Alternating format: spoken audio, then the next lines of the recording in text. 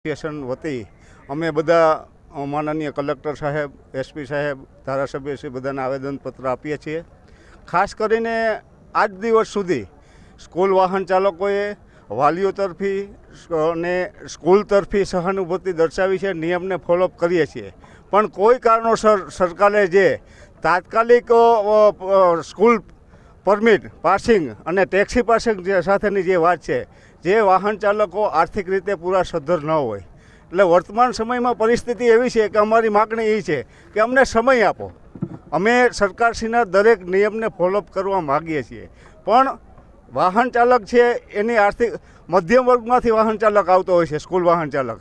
એટલે પરિસ્થિતિ બીજી તરફથી એવું પણ બને છે કે આ કીડીને કોષનો ડામ છે, છતાં પણ અમે એ ડામને ઝીલવા તૈયાર છીએ. આજ દિવસ સુધી અમારા વાહન ચાલકોએ મોરબીમાં એક પણ પ્રકારના કોઈ એવા બનાવો નથી બન્યા. વાલીઓને અમને પૂરો સહકાર